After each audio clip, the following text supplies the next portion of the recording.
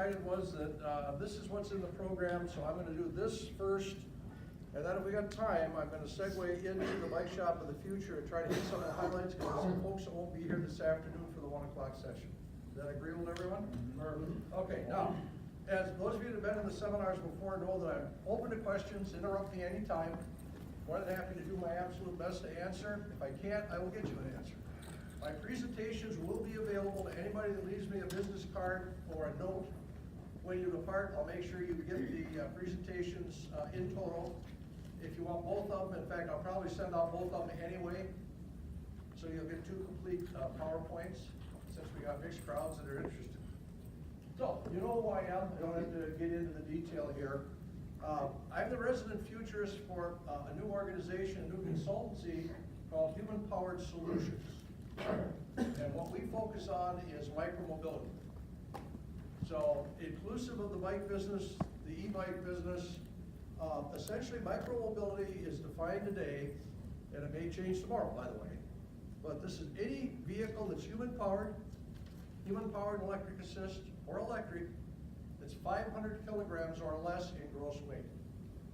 That's 1,020 pounds, Mike? Yeah, thereabouts. So it encompasses scooters, any of the electric vehicles. Mobility is changing today, and that's part of the good news relative to bicycle shops.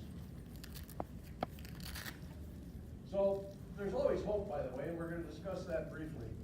But you can't use it as a management strategy today for your business.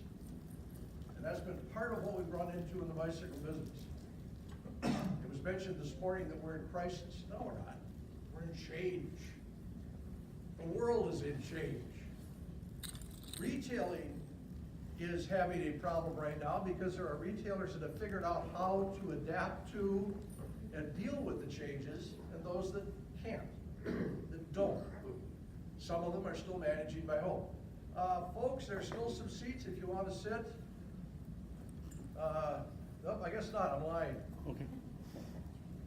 Somebody's gonna have to corral Jim and get more chairs. Otherwise, don't go way bad.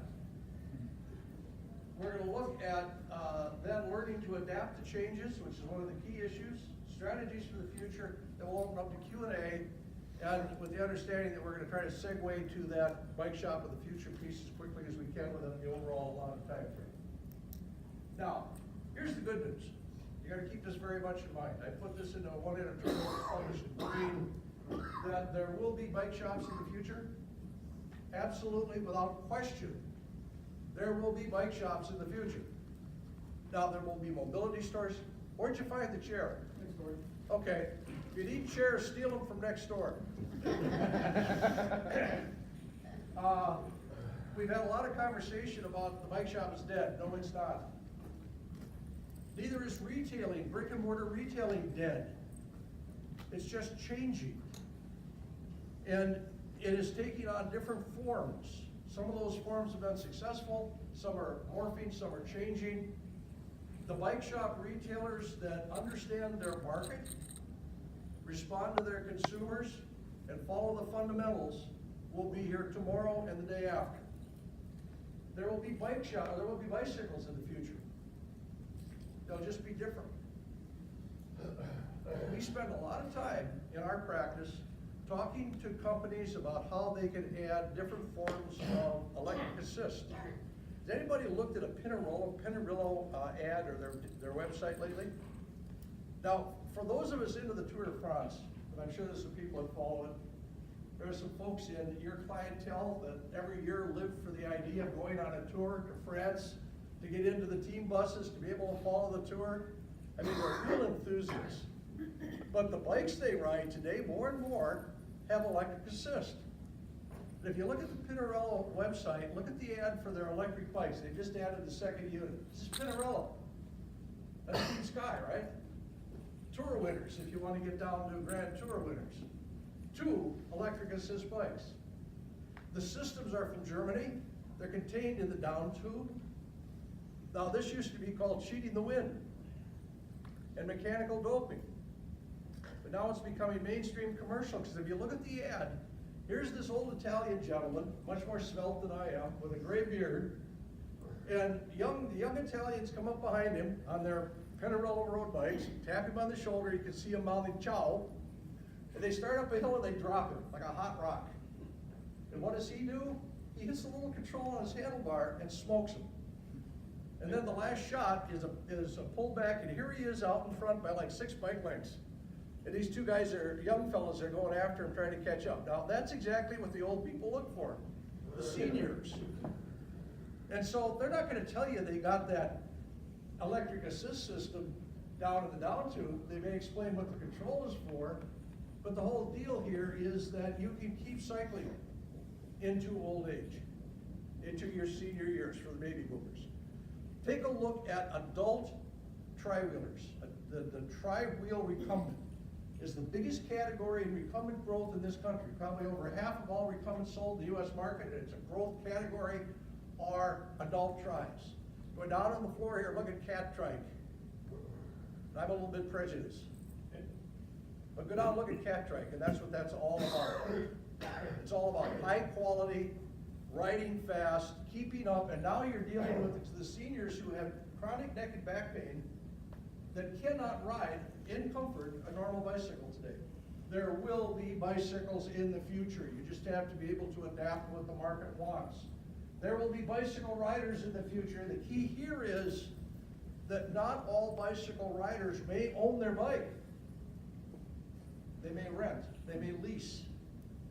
They may be part of a cooperative and ride a bicycle 1/5 or 1/6 of a time, because that's their ownership share. This is all evolving as the millennials absorb pieces of the market and move through the market. The biggest generation of Americans ever, at over 100 million consumers. And millennials get a bad rap. They do have money to spend, they are spending money, but they are different. It's a change in the marketplace. Now, you have to believe in your vision and yourself. You have to. This is where hope comes in. You absolutely have to believe in where you're going, what your mission is, and what your business is, but you also have to believe in your plan. If you don't have a plan, you're moving forward in great jeopardy. Put your plan in writing. I don't care if you sit down and put it on 3x5 cards and write it by hand. It does not have to be written on a computer. Put your plan in writing. Determine what you want and write it down. Data, research, statistics prove if you write it down, it gets done. If you write it down and you follow the plan, your chances of success are enhanced. Much, much greater than anybody that just says, well, I hope it happens. Establish the key performance indicators. These are KPIs. They are metrics. They are key pieces of your business. Revenue, gross profit before taxes. What are your key and most important profit centers? Payroll is the largest. So you pick out the key performance indicators and you measure them every 2 weeks without fail. I say you do it religiously. I don't care if you do it by hand or with a computer. Establish a plan, follow the plan, establish the budget that goes with that plan, establish the key performance indicators out of that, very simple metrics, maybe 6. And check on those every 2 weeks, not every month, not 2 weeks after the end of a quarter, end of a month, but every 2 weeks. Because you can't control and change and adapt. Here's why. I said write it down, have a plan. Who historically said no plan ever survives first engagement intact? Anybody know? Any historians in the room? Captain. Dwight David Eisenhower. President of the United States, but what else did he do? D-Day. He led the invasion. He was the supreme commander in Europe. He led the D-Day invasion. And that was based on a plan, a very intricate, complex military plan. And his axiom was, plans are important.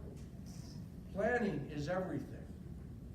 The process that allows you to adapt, to change, because, again, this is true in business, It's true in profits, nonprofits, it doesn't matter. No plan survives first engagement intact. You've got to be able to adjust and change.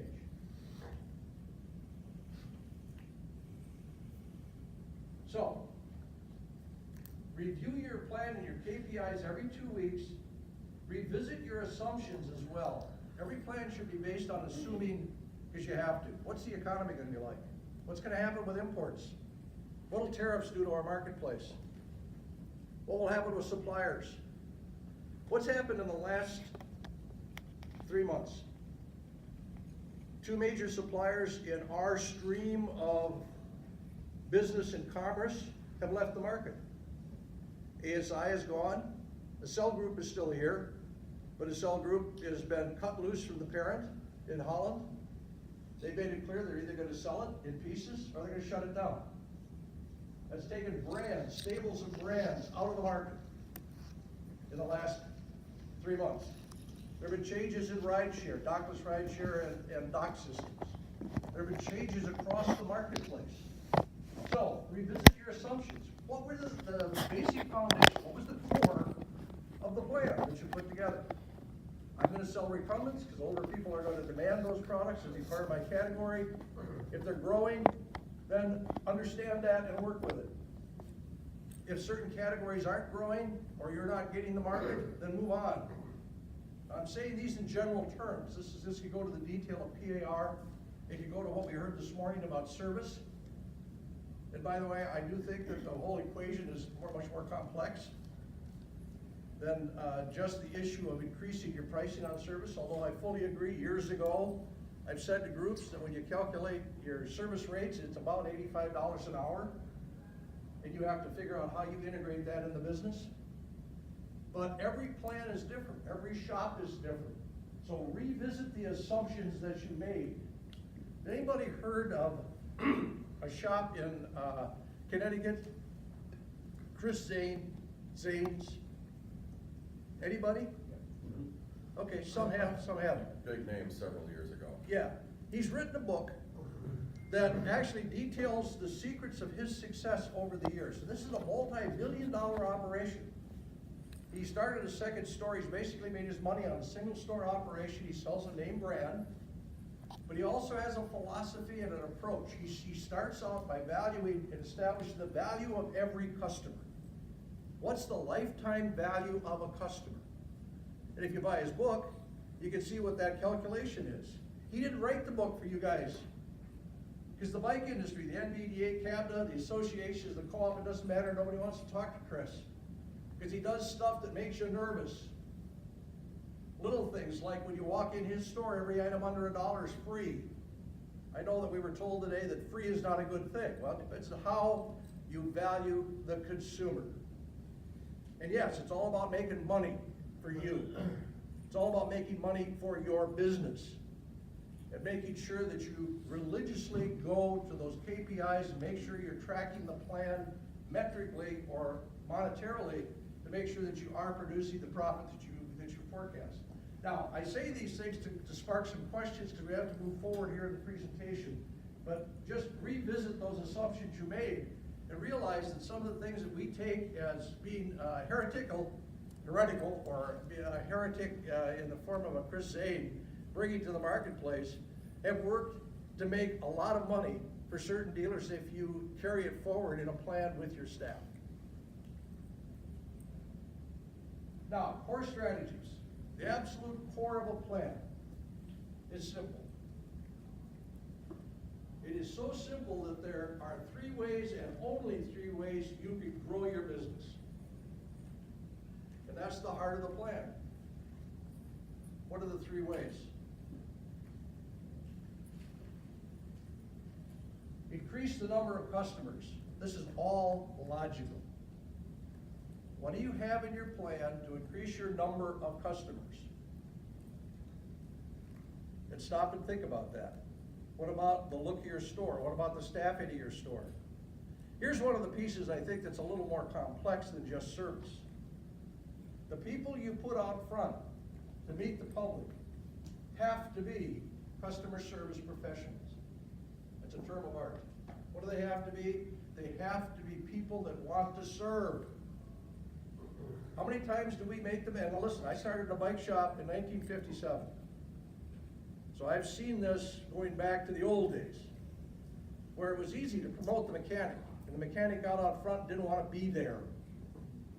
You don't put people in front of the public that do not want to serve. Because what will they do? Chase people away. You need to have people that are out front, and this includes the owner, who want to serve, who are excited about serving, who get up in the morning, put on a tie, a white shirt, which we did in 1960, and want to go out and serve the public. Now, how do you do that? Online assessments. They're perfectly legal in every state of the union. They cost the owner under $100. But in your application process, you can simply build in, go take an online assessment, let me get the report. If you want more information on that, we'll get it for you. And in turn, what you're doing is determining if an individual has got the psychological makeup to serve. I found out at the very beginning, after going through Stanatanic Service School. Anybody remember Stanatanic? Oh God, am I that old? Okay, guys. Stanatanic was the first master mechanic in the trade. All Schwinn dealers for many years had a certificate from Stanatanic if you passed that service school. Some of us didn't. I did. I got one. But I also realized I was not a good mechanic. I was destined to serve. And so where I made my reputation, a little bit as it was in the bike business, was selling.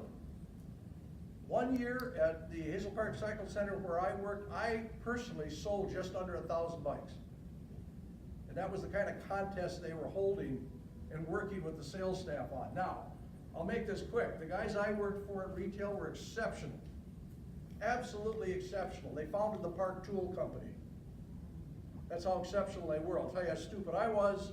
When I went to interview at Schwinn, I came back and they offered me a piece of that company. I said, no, I'm going to go to work for Schwinn. Go figure.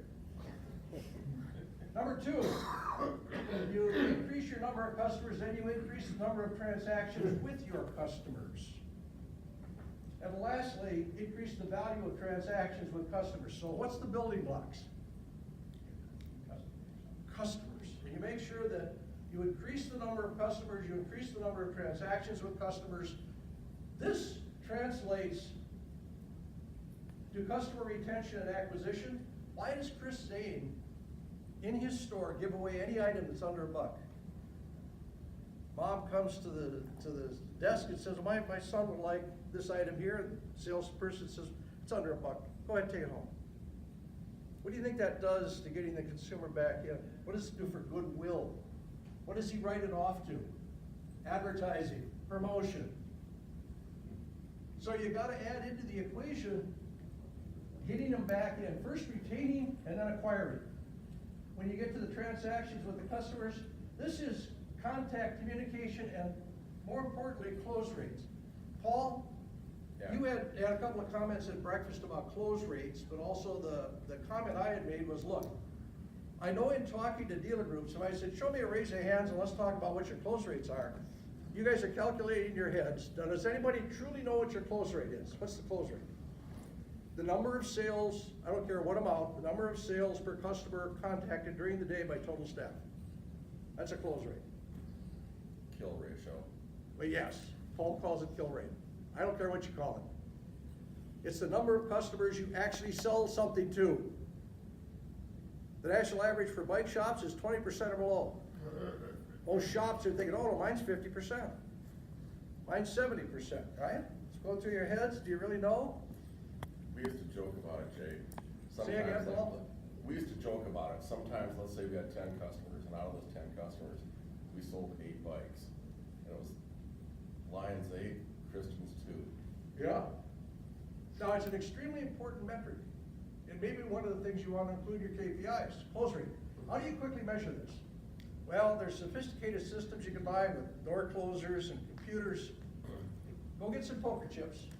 Get red ones, get white ones, get 2 fish bowls. And you tell the staff, look, for every customer you serve today, I want you to put a white chip in the fish bowl. Or actually, you do it in 1 fish bowl. I want to, for every customer you serve, pick up a chip, put it in the fishbowl. For every customer you sell something to, pick up a red chip, drop it in the fishbowl. At the end of the day, count them. White chips are the total number of footfalls you had in the store. Red chips is the close rate. And do a simple percentage. Do that for a week. If you want to do it by staff, put names on the damn things. I don't care. But this is a quick way, and do it for a week and figure out what your close rates are, then talk to staff. Because if your folks are not giving you the close rates, why are they out there? And I'm not being harsh here. There's something else they can do if they're good. Or you can train them and work with them if they really want to serve. But you're gonna have to be sure that your close rates are part and parcel of what you realize you're gonna have to move forward and keep the metrics on. Now, what should you shoot for nationally? 75%, Paul?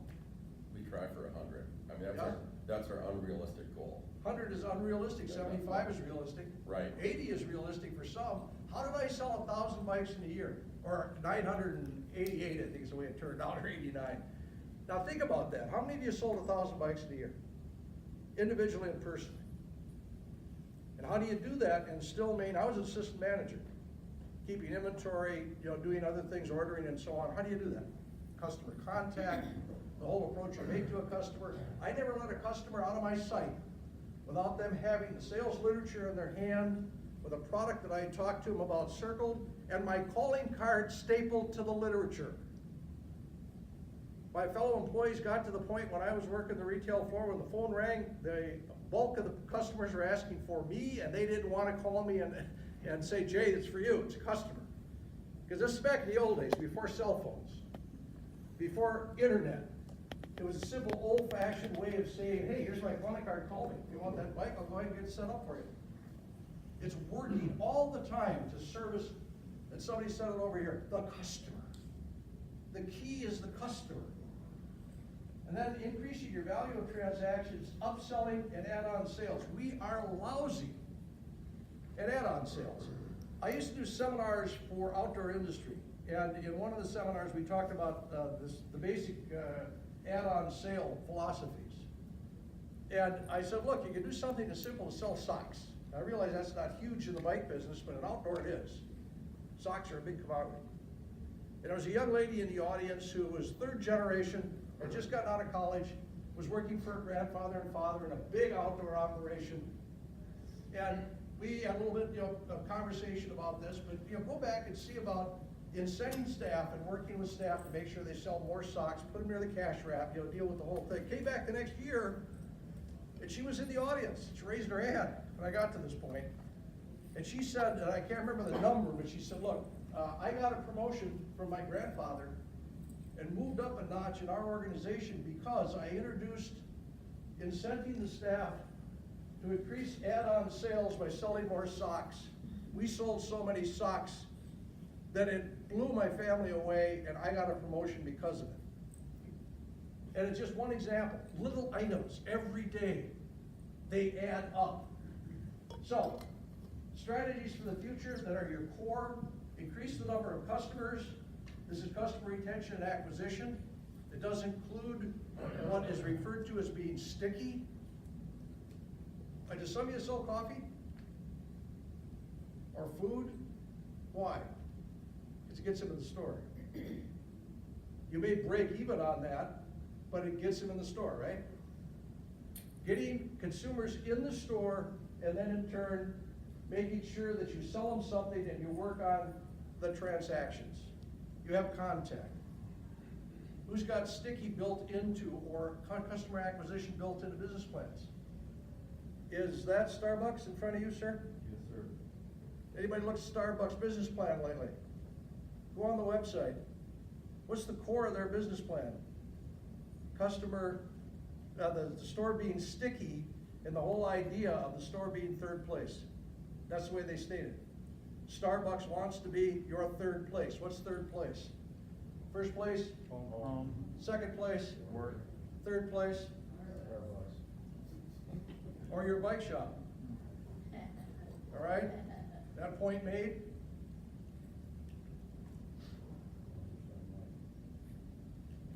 Now, I just went through the dialogue for these three. I'm not going to repeat them unless you've got questions. These are some examples of what we were just talking about. This is a new bike shop, but basically, what she's got in front of her, I'm not sure if she's drinking coffee or tea, but what she's got in front of her are samplings of beer, which is my favorite. I love bars that will give you a sample of the beer. However, if they're smart, you get 1 cent, you don't get any more. Mobile. I mentioned there will be bike shops in the future. Some of them may look like this. Any retailers here offering mobile service, mobile delivery? How's that working out for you? Good, I do motorsports more, but Okay. I do in-home service. And what's this all about? The customer. Being available to the customer. How many brands are you reading about today? And just take a look at Brain. They're reaching out to the customer. Now again, it's gotta pay. You don't do this for free. It's one of the metrics that you'll work through and make sure you're getting an ROI on the investment. Franchises are available. Not recommending anything here. I'm just simply saying mobile service worked in properly into your business is a wave of the future. Delivering new bikes, going to a workplace with a product, with a bicycle, delivering bicycles that are sold by your website that is commerce enabled. You see, the internet's not the enemy. Your lack of using it properly is the problem.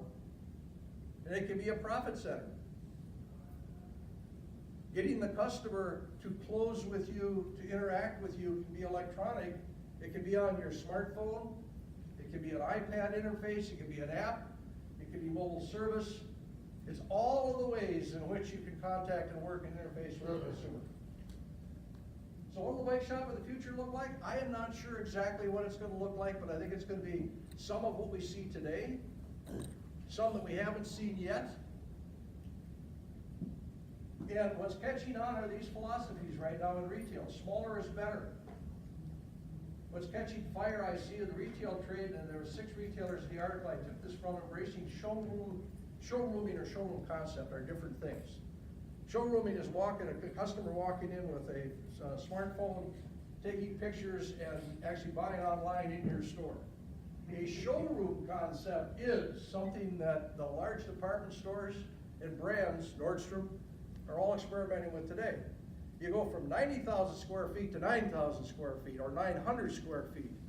In the case of a bike shop, to 300 or 400 square feet.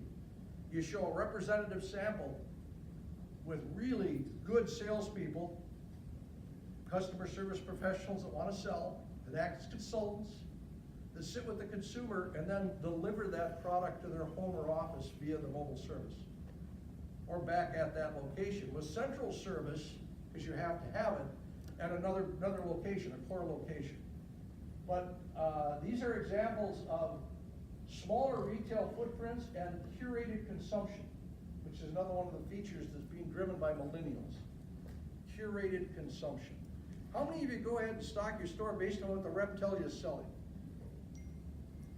You're chuckling. I would too. Now, I got nothing against reps. In fact, we just ran into one of our favorite reps, Chuck Sikora, if anybody knows him. The Chucker and his family were generations working for Schwinn in Chicago. He knows what he's talking about. He's probably one of the best reps in the country from the standpoint of the training he brings to the customers, the dealers he serves. But he will talk to you about curated consumption. You pick and decide what the consumer, what's best for the consumers you serve. You can get other product for them. You certainly can. And you will. But what you've got in the store is curated. It is a collection that you as a retailer and your staff have determined is absolutely the best selections for your client base. Now, what do you do with the curated, the whole concept of curated consumption in small space? You make it more efficient. With a curated collection, it's easier to sell, particularly if you got $100, $150 step-ups instead of $25 step-ups like the rep would like you to stock. Instead of 6, you got 3, and you sell more of those 3 than you do of the 6. It's your math, it's your equation, it's your core plan as to how you're going to increase the number of customers, increase the transactions with your customers, increase the value of those transactions, because you're going to sell up. And I mentioned that we are lousy at selling up because too many of us and our staff sell with our wallets, not the customer's wallet. Remember I mentioned Pinarello and the electric assist? What do you think that costs? And do you think that customer cares? You shop with their wallet. So, as I said, the good news is there's going to be bike shops. They just won't be the same shop that I worked in 1957. And I've got pictures. Believe me, it'll not be the same shop I worked in 1957. There's going to be bicycles. They just won't be the same as the Schwinn Black Phantom that I got as my first bike, and I was telling some of my friends from Pennsylvania this morning that I made the mistake of taking that Black Phantom, taking the tank off of it, and painting it yellow. Imagine what that would be worth today if I'd have just left it in pristine shape. There will be bicycle riders in the future, but they will be different. So think in terms of curated collections and also about the idea of membership. What's wrong with an individual specialty bicycle retailer reaching out and having members join your group? And what do they get for the membership? Well, you figure it out. Do they get access to a bike, to a type of bike, to a tour? You take them to Europe? What do they get for the membership? What do you get in return? Customer acquisition, customer retention, and oh, by the way, some of the most famous of the, or high visibility of the membership organizations get high profitability. That's where your electronic newsletter comes in and the other issues come in, but you're always selling something to that consumer, and the membership gives you a financial base to work with. So, I hope that I've gone through and discussed why there's always hope. We've learned about adapting to change, the strategies for the future, and to your point about the next session, okay, so this one is at 43 minutes. It's scheduled till 11 o'clock. Now, let's quickly do questions about this, and then I'll move on and we'll hit the highlights on what would be the bike shop of the future. And I've covered some of them here. Anybody got questions on what I just said? Anybody disagree, think I'm crazy? When I was in San Diego for the Cab to Show West there, a young fella came into one of my sessions and said, do you realize that there are people that think you're absolutely crazy? Now that happens to fit with one of my favorite songs. Does anybody remember Queen? And one of their first songs that was a great hit was Stone Cold Crazy. Well, that's the nature of the marketplace today. That's the nature of being a futurist today. You can't be absolutely sane and think about some and realize what's going on with some of the changes in the future. But I am no longer concerned about the people that think I'm nuts. What I'm concerned about is the people that understand and want to learn what the future is all about. So, questions? Do I just move on into the next section real quick? Because I can do that.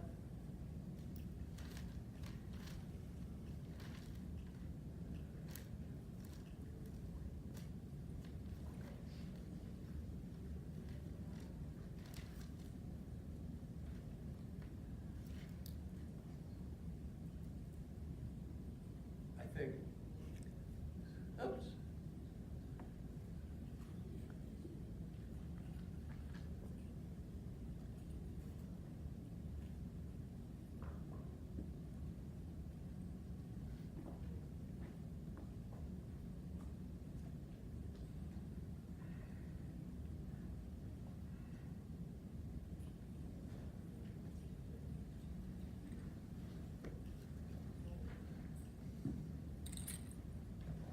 Okay, we start out with the same issue for continuity of the good news piece.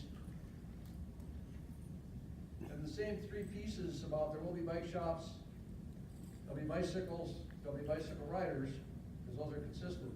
Here's what the bicycle of the future discussion starts with, and it was mentioned this morning, the declining number of bike shops. I'll be one of the first researchers in futures to tell you we don't really know how many bike shops there are in the United States as I stand here before you today. Bald and bearded all, we don't know. We don't know because of the criteria.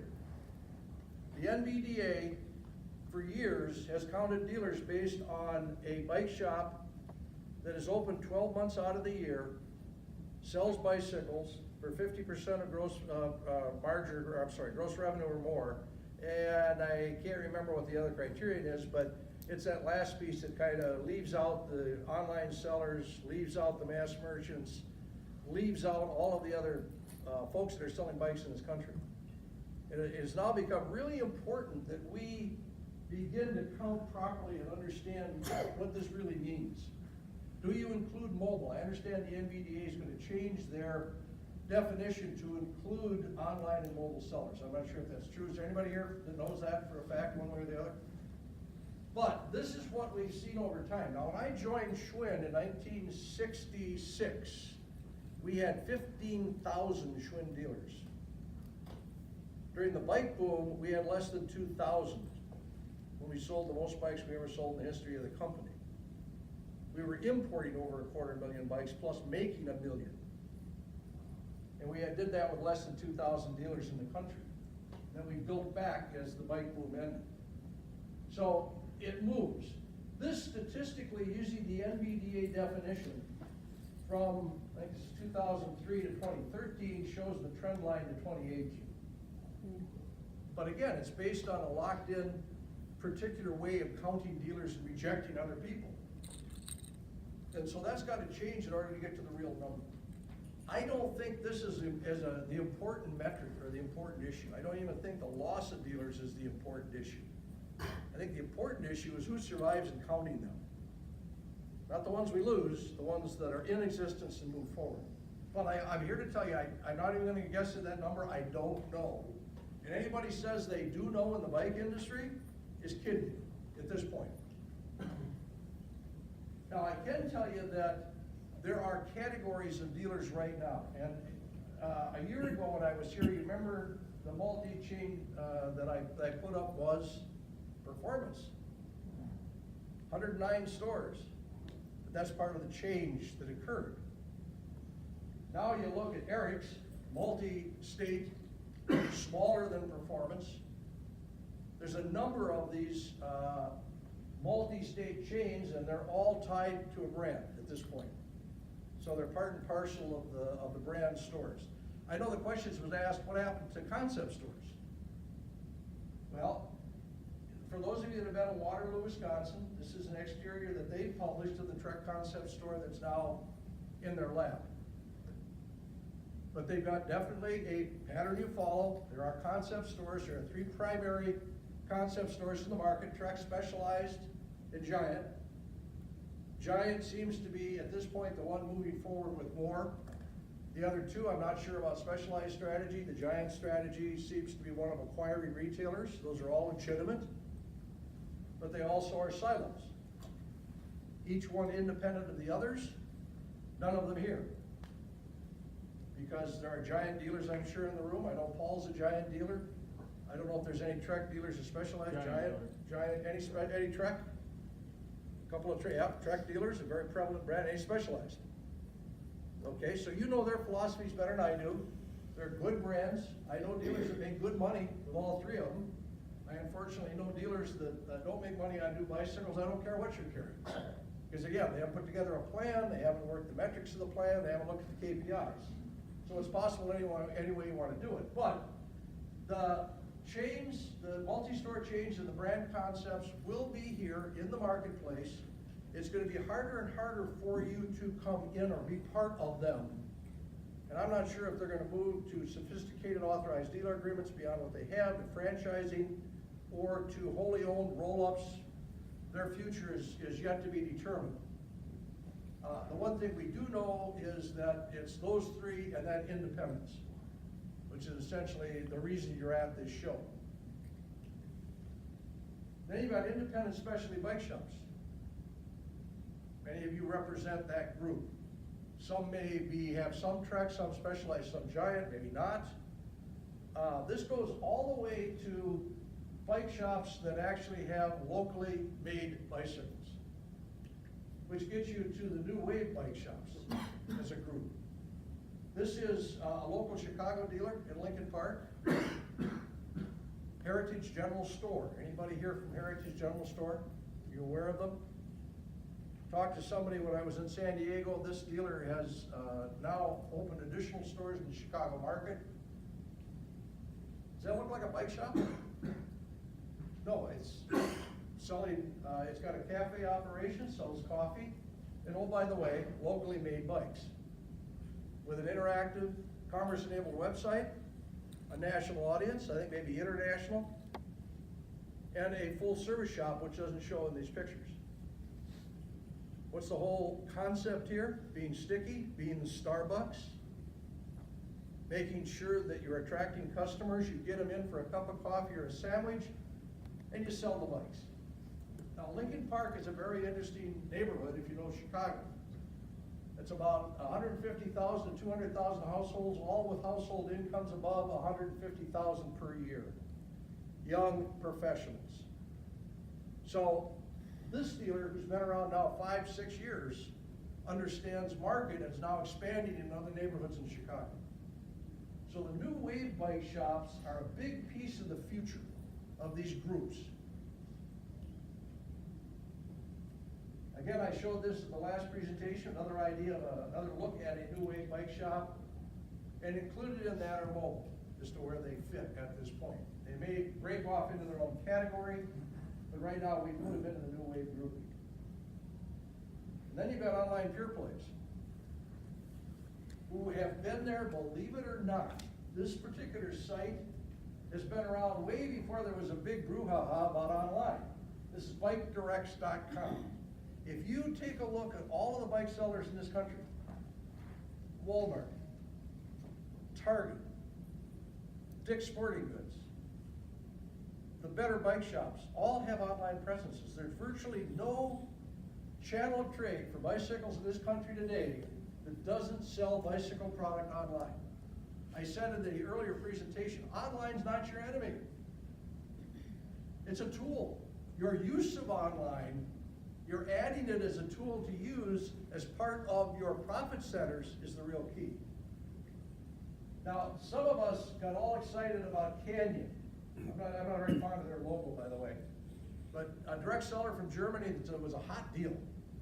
And I think at some point when they were coming to the US market, we were supposed to be afraid of them, right? Wasn't that generally what you heard? And what's happened since?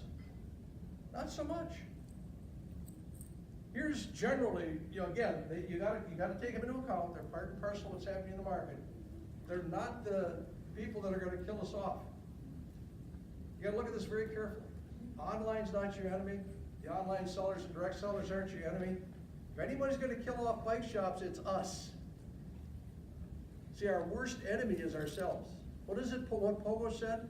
Anybody remember Pogo, the comic strip? This was an opossum who was politically charged. Had some great stuff in his strip. But what people remember, at least old guys like me, is Pogo's most famous saying is, "We have met the enemy, and he is us." So it's our thinking, our approach, and it's not the internet, it's certainly not these guys who are here, but like I said, this was the giant killer, the bike shop killer that was coming. They came, they're here now, no huge impact. And that's because pure plays and direct sellers have always been here. It's just a feature of the business. How that really works is dependent upon whether you guys commerce enable websites. So, same slide from the last presentation. What are they gonna look like in the future? A little more detail. This is what's happening in England. They're putting online content or direct content via the internet into bike shops so that you can go to the kiosk in a bike shop and order the bike. But they're doing this in the bike shop. And this is Raleigh, by the way, who's in this market, in this country. Unfortunately, it was part of the Sell North American group, but it doesn't mean it can't be repeated at some point. This is what's happening in sporting goods. Reebok, you walk into the bigger sporting goods stores in Canada and the United States today, and you can design your own shoe in the store, and it will be made in a week for you to your custom spec and delivered to your house. And they're not the only ones doing this. Every athletic shoe company in the country is doing this. How far are we away from being able to do that? Push your brands. But also, I think about the brands that will come our way with that as a feature. And then we talked about this, also, the key features for the future that we see are embracing the smaller is better showrooming concept, and also the curated consumption. which I talked about in the last round, so I don't have to repeat it here. 3D printing. Anybody familiar with 3D printing?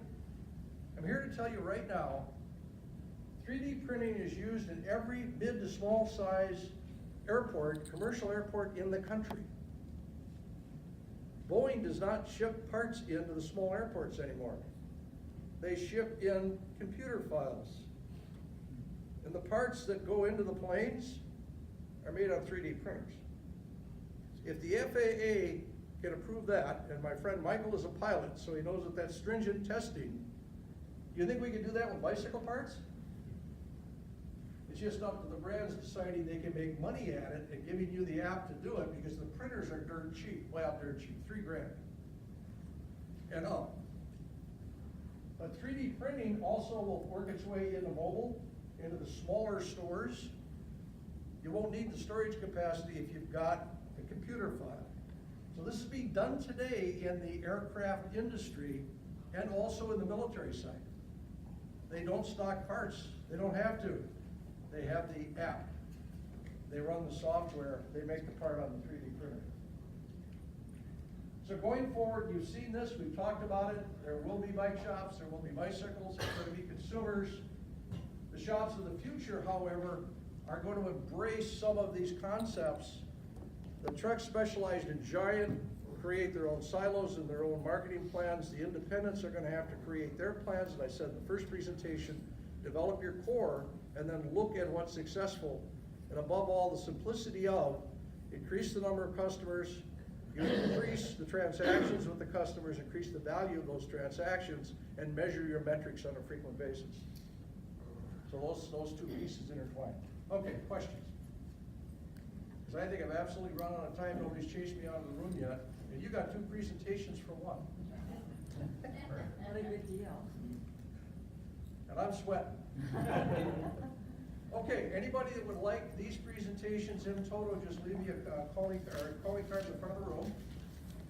And I'm gonna wrap it up. You guys have no questions whatsoever, huh? Sorry, yes, ma'am. Sort of a commenting thing.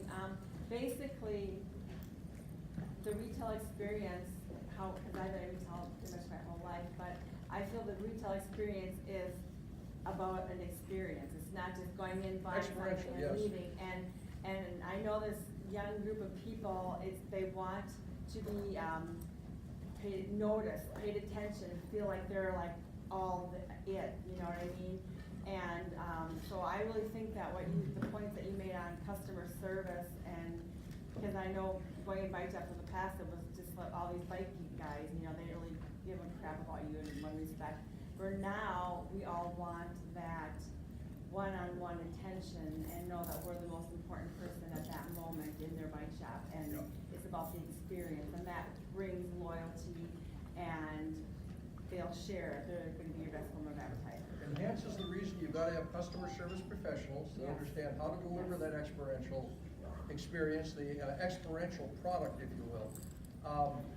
Non-hardware experiential products were one of the largest. About 15% of all Christmas gifts this year were experiential. Trips of some type, but an experience rather than a hard item that somebody got. So that goes exactly to your point.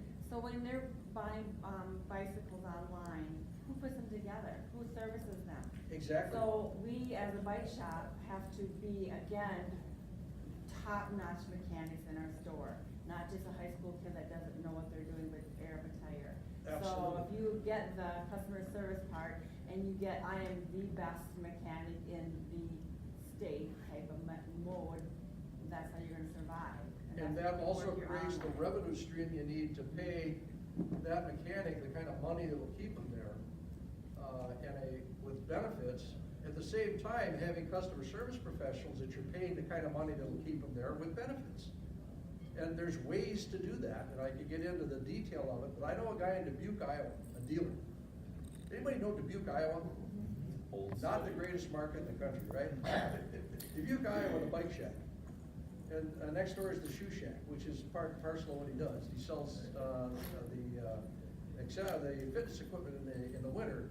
But he's got an incentive program built in for his staff where he makes his money before they make money, And then his incentive program is developed he cuts the day in half, and he pays by half day. So the staff makes a good wage with Benny's, but there's also an incentive plan, and they've got to achieve it by shift. And everybody's got to work, it's not a group plan, but everybody's got to work toward it, because that's part of the wage work, the incentive out. Simple concept, I make my money, you make your money, but you work at it. He makes sure that he's got customer service professionals in the front, he's got really good wrenches in the back, that he pays them, and he puts the benefits there, but he understands the three basics. The fact that you gotta acquire customers, you gotta keep the customer base up, you gotta increase the value of the transaction, you have to increase the number of transactions. He makes that all work.